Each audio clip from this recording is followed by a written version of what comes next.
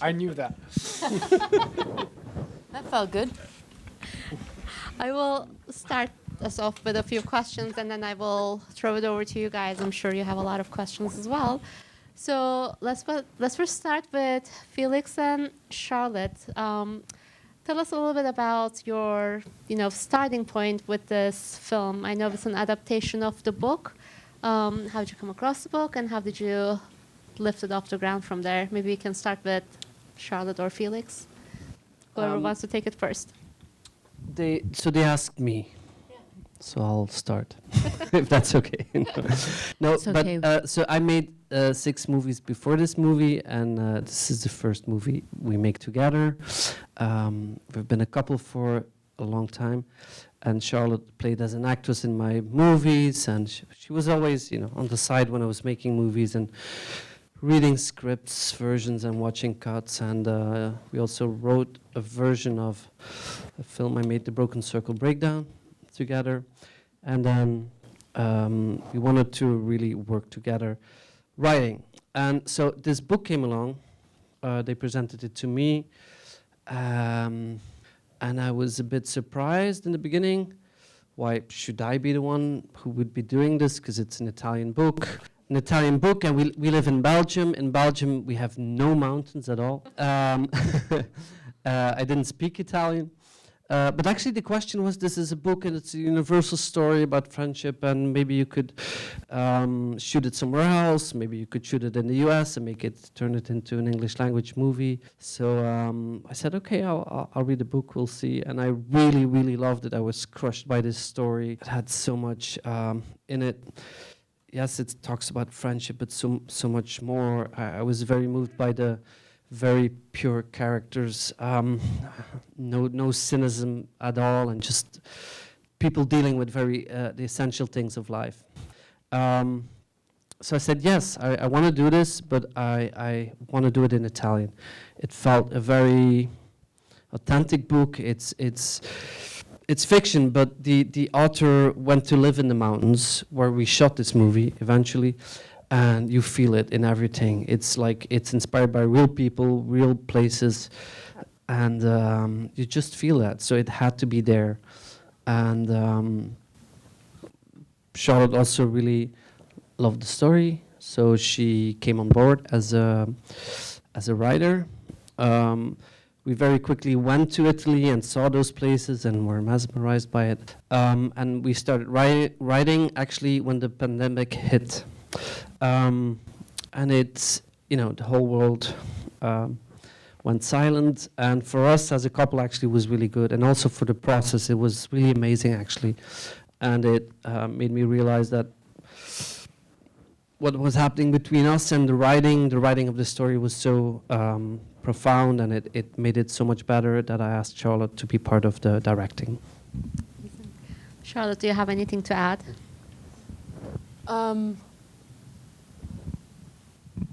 We were going through a pretty rough moment between us, and really, we had our Not private... so sincere. Just a little bit less. It's good. Okay, less? All right. We were already having our private lockdown before the lockdown came.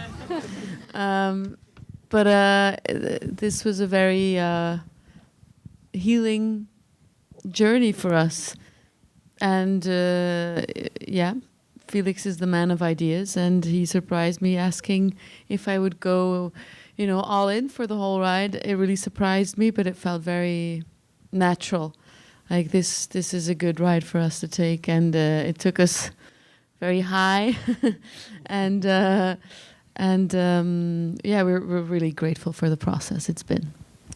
And I want to bring you in, Alessandro. Can you tell us a little bit about what was it about Bruno that kind of you connected with? What was your entry to that character's space? So a question about, what was it about Bruno that you connected with when you when you read the script? Yeah. All right. First of all, thank you for being here. It's great. Second, I'm so grateful. Third, I'm so jet lagged. So I'm so sorry. And And yeah, we met the first time. Okay, I read the book like 3 years before our first meeting, and I completely fell in love with the book. I trying to understand at that point, if somebody already bought the rights of the book, they already did it. I was so disappointed.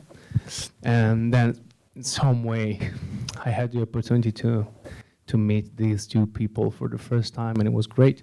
And then actually, I had an audition that it was really a magic moment for me, because it was the first time after 7 years to share a moment in front of a camera, even if it was a small camera, with Luca Marinelli. That is for me a brother. And it was really a great moment. 3 hours of audition. It was great, crying, doing a lot of stuff, really embarrassing. And We hated it, that's why we and it was great, actually. I had really a special feeling since the beginning. I thought that I fell in love with Bruno since the beginning, I have to say. So I always thought that one is gonna be my character. And then I had the opportunity to share with a lot of people this incredible journey on the mountains for 6 months. And I met a lot of people during this journey. And right now, thinking about that, I'm sure that what you just saw on screen is the result of the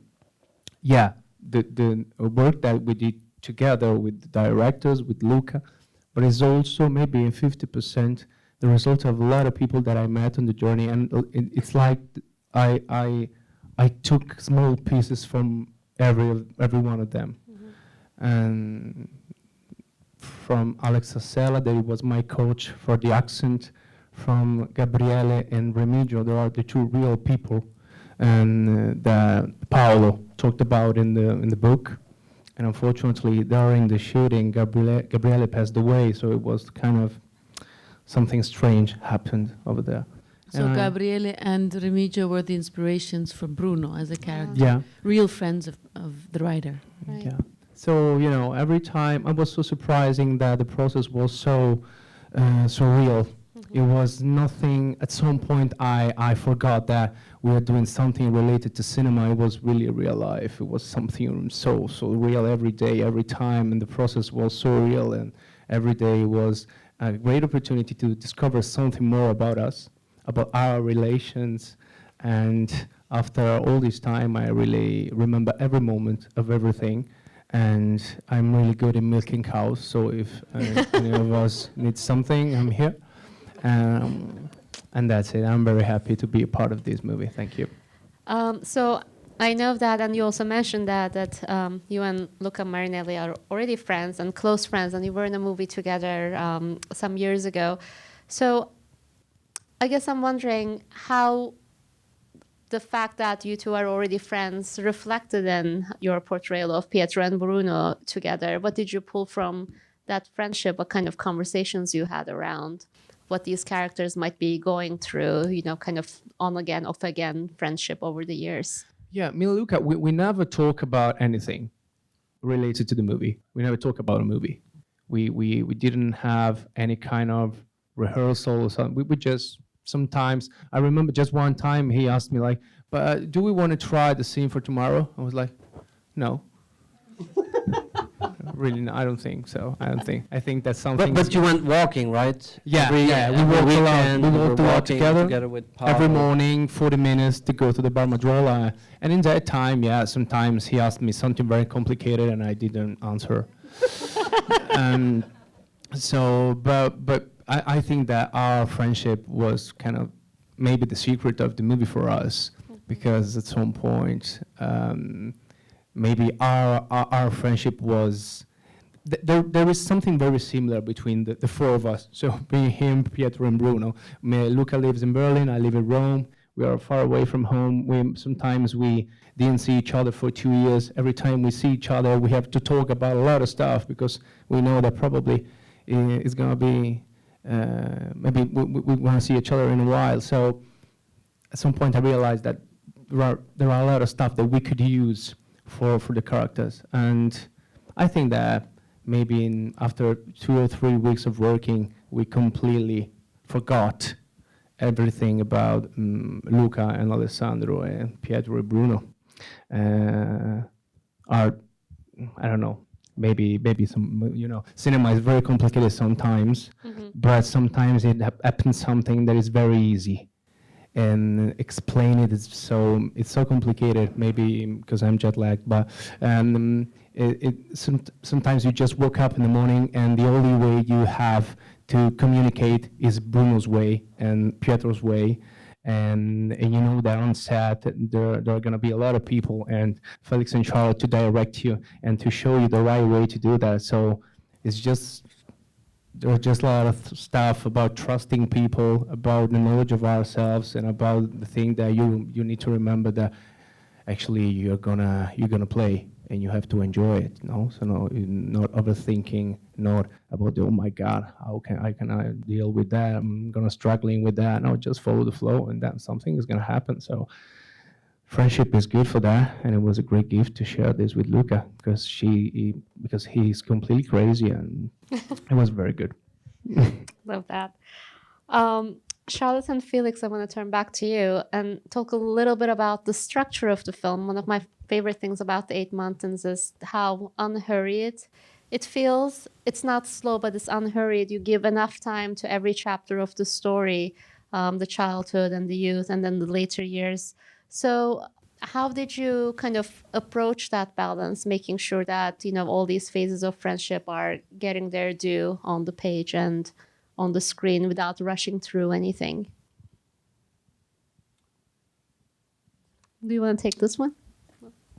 It was during the writing, during the shooting, during the editing that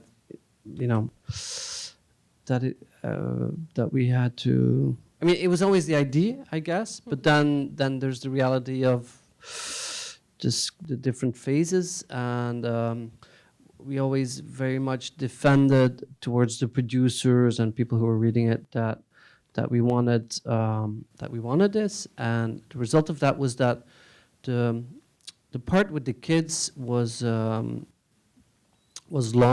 It was actually quite a bit longer in the script, and then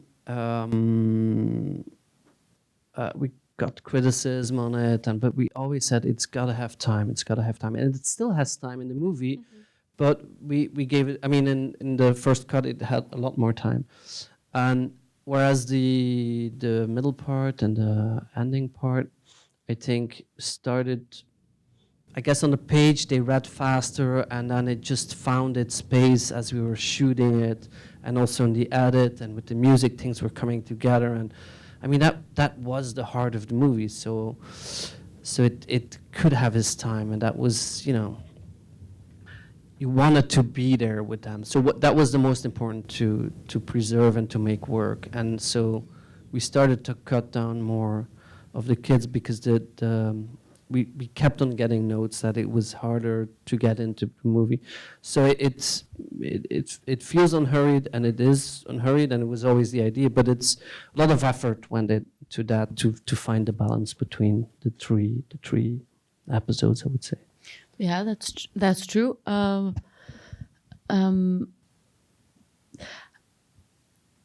think there's a we wanted it to feel natural in a way, like a natural flow, nothing too explicit, nothing too much laid out in front of you. It's just as if you enter in these lives, and as if there's no conflict and things just happen. And suddenly there is conflict, but people don't really talk about it openly. And the way things go, like it had to feel as if you would think back, about your life, and silence was important also. So we were looking for space in between the lines, always, everywhere, and then suddenly jump forward, and jump and okay, we're somewhere else, and then again you're in this life together with them, but you're a bit shocked because you lost you lost the young boy. Now you're there already. There's no way to go back, but okay, here we are now, and then you jump forward again, like that. And then, I noticed that in these kinds of stories, we're used to, a lot of flashbacks going back and forth in time, but it seems like you are avoiding that pretty consciously. So talk about that decision a little bit, not making this a story of flashback, but moving in a chronological order. Yes, it was a very deliberate choice because, of course, we have in an editing room a lot of opportunities to play around with time, and it's something that Felix did before in Broken Circle Breakdown or other films, of course, in a very beautiful way. So it was tempting, but actually the idea of having it a bit like the sensation and it as life itself, you cannot go back, and sometimes you live a bit unconsciously, and 10 years go by and your father dies, and you go like, fuck. Shit, 10 years. Oh my God. And I didn't speak to him anymore. And then all these regrets come and things like, maybe I should have. But you deal with that. And it happens with small things in life and bigger issues like your father dying, but all smaller things. So you can't go back. And we all deal with that. And we all deal with the consequences of our choices and the choices of our friends, accepting their choices, accepting who they are, respecting them, trying to help them, or maybe asking for help. Very difficult, no, for most of us. So I don't know, we really wanted to be relentless in that way, just go forward and, in having to accept the way your life goes. And Alessandro, you mentioned earlier briefly that now you can make cheese and milk a cow. So maybe you can give us a little bit more insight into what kind of training you had to go through, because it's an unusual location and you have to be in the mountains. What were some of the physical challenges for you as an actor to, embody this personality this stuff? First, you started with false cows. That worked out, then real cows. No, I want a small anecdote, because I think why Luca and Alessandro click so amazing is because they're also like the characters. I mean, they have a heart in common, but they're very different in life, and so that makes them compatible. Luca arrived 2.5 months before shooting, together with us actually, at that place, and he had his whole year, like he wanted to do this film, and he was there with us, and he went walking every day and just very slowly like getting into it. He had vertigo, so like to get onto that what's it called, the ridge at the end, for him it was a big thing. So that was his way of preparing, and so very, very slowly.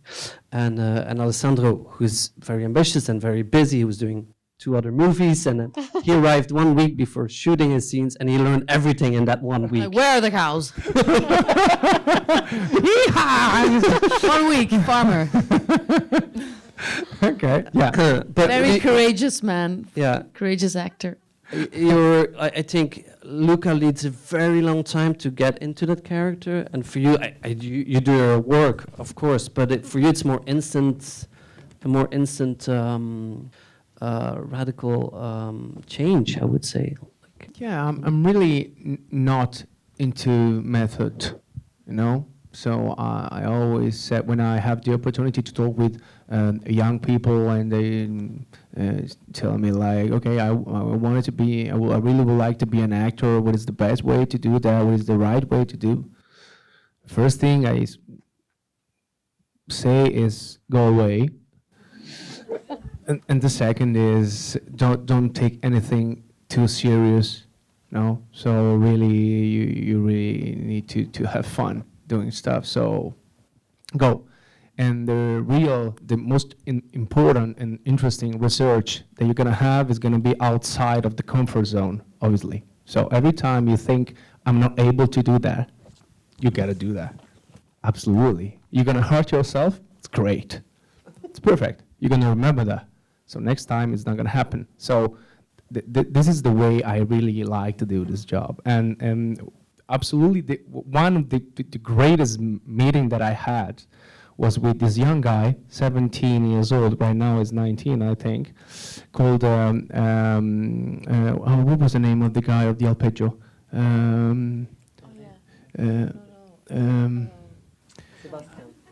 No. The big farmer. Yeah, the guy. big farmer. Oh my God, yeah. All right, I'm gonna remember that. So it was 17 years old. It was like this, with hands like this. It was so scary. But it was really a little boy. But in his eyes, there was everything. He was great in managing all the arpeggio on his own with other two guys younger than him. And I was with these three guys. And I remember one day at 6:30 in the morning, I was waiting for them to do on the arpeggio, to dealing with cows and all that stuff. I was having my first milking, and I was completely in love with this cow called Dorina. Oh my God.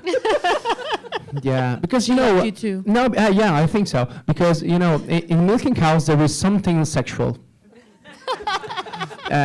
Because you have to touch them, it's a complicated thing. We're gonna talk about that another time. But and Dorina that morning decided to do that thing with the tail. He grabs a lot of shit and very sweetly put it into my head completely. Like I was like, okay, we are ready to make today, and I was completely really I was really in very bad condition with shit on my face and all the stuff. I was smelling like, and I was looking at these three very young guys doing everything, and during the movie, during this journey, I had maybe two or three complicated crises with myself. Very usual for me. Like, okay, I made a mistake. I don't want to be an actor anymore. I want to stay here.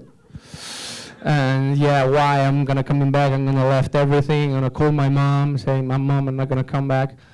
Fortunately, it passed. But in that moment, I felt really a strong connection with that moment, with the people, with the animals, with nature, with the mountains, and I. When you had this shit on your head. Yeah. Moment, particularly. And that's because I really the thing that it happened between me and the character, no, but not just Bruno, with a lot of characters, but with Bruno especially, I have to say, is that at some point I confused myself with Bruno.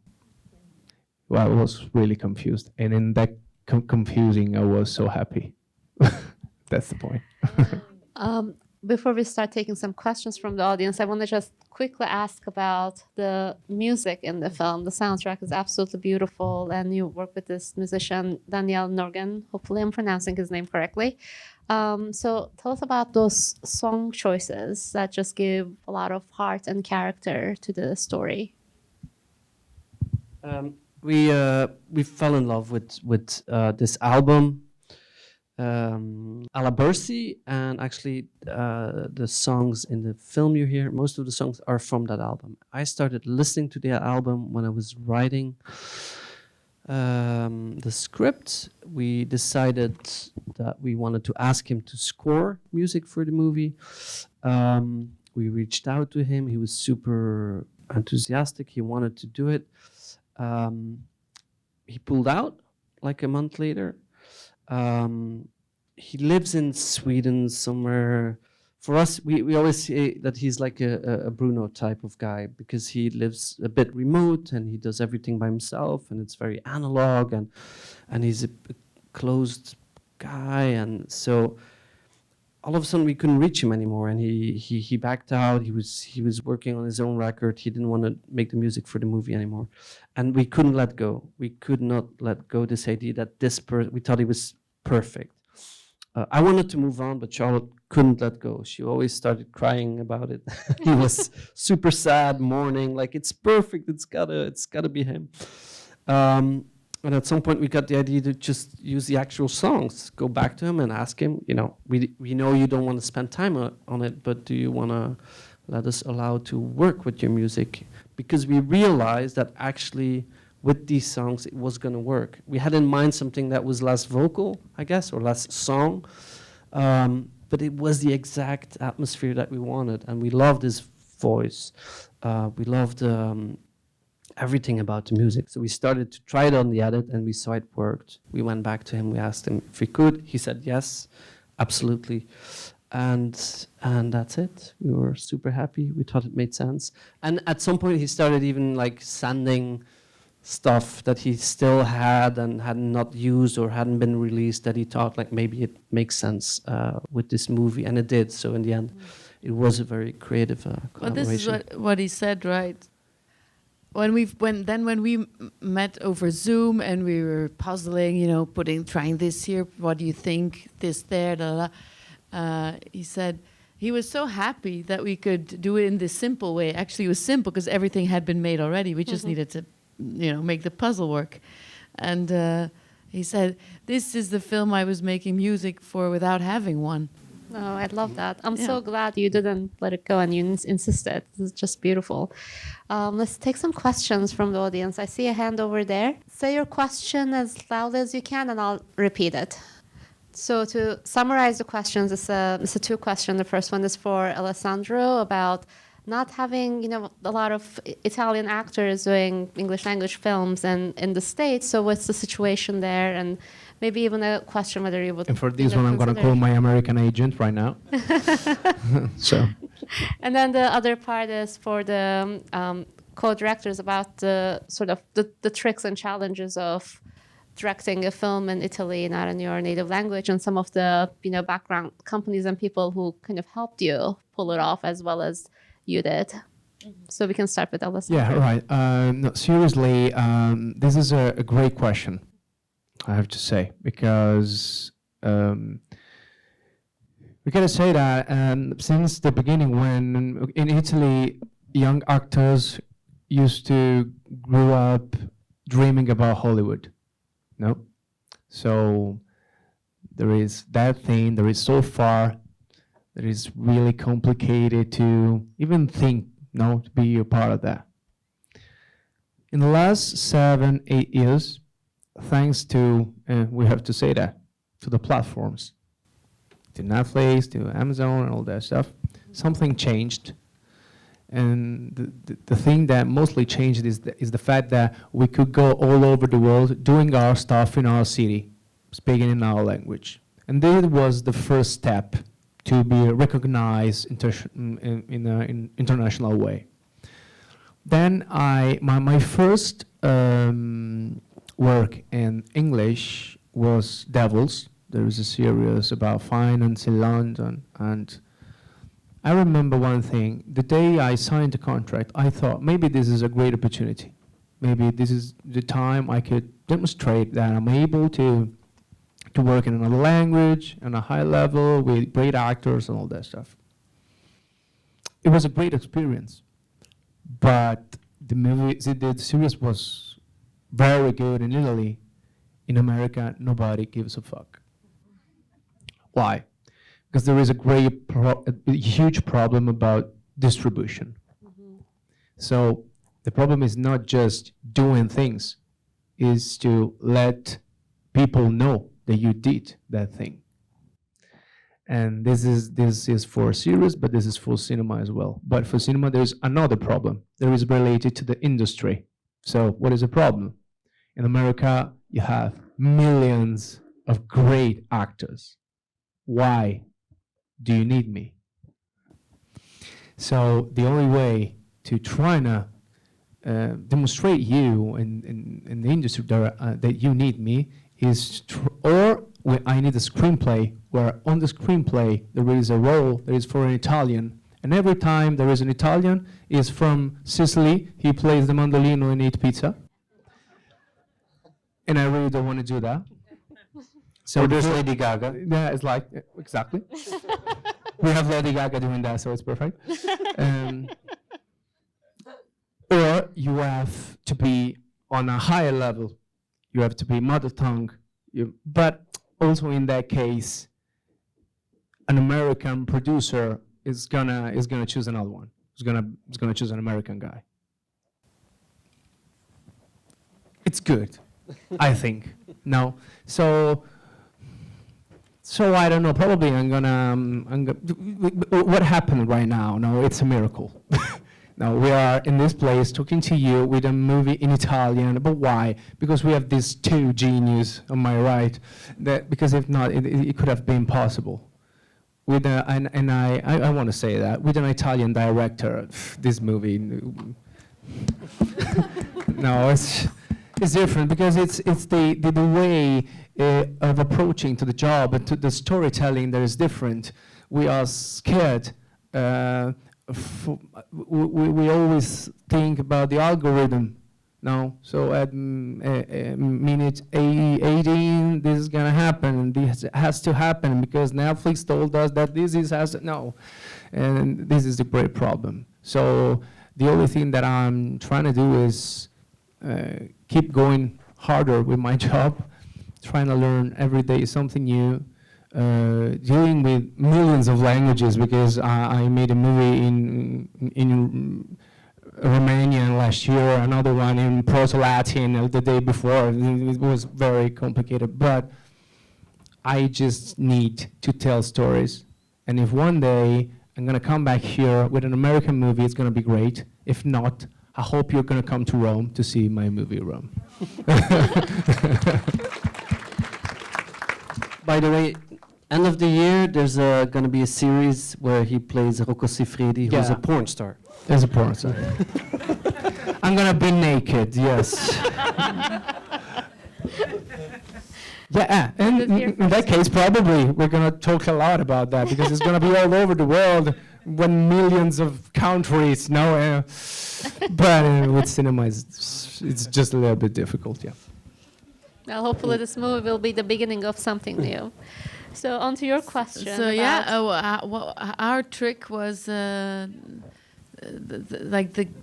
gatekeeper to the authenticity was the author, and he opened up his world. There was already the world in the book, but he really lives here, and during the warmer months of the year, because he realized living in the mountains an entire year, it's very tough.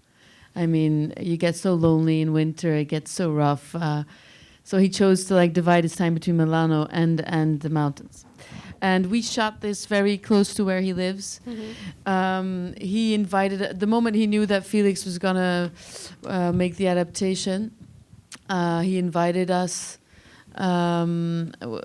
He introduces to his friends who were the inspirations for the characters. He introduces to his favorite lake, which is the lake finally also in the film. We went to look for a lot of other lakes. Mm-hmm. I mean, we saw a lot of other villages, but in the end, the authentic places where he had imagined it, the story just made sense. Right. He's also a filmmaker, you know. He made documentaries and before really writing full time. So he has this eye also, and he was a very great advisor to us, like a guide. Also for the actors. He's a mountain goat also, and he takes everyone on walks, hour-long walks, and I don't know. He knows everyone there. He introduces to real people in the valley, helping us out. And how did we prepare? We moved there a few months before, you know, with our son also. We really, you know, just got to know a lot of people in this time. We have this red van. There's one road in this valley, and the red van was driving up and down the road, and everyone was like, "Yeah, there they are, you know. Everyone knew our son. It became a very warm project. Like people really loved the fact that we came there to do. I mean, the book was already very known, but they have the place is a bit forgotten also. And through COVID also, people have started to reappreciate these areas. Right. And through also making this film there in the places that Paolo had imagined them. And he has such a big love for these places. He was so glad that we wanted to film it there. It all came together. And it did beautifully indeed. As much as I would like to take, you know, millions of more questions, unfortunately I'm getting the signal to wrap up. Felix, Charlotte, and Alessandro, thank you so much. Thank you. And thank you, guys. Thank you for being here. Thank you.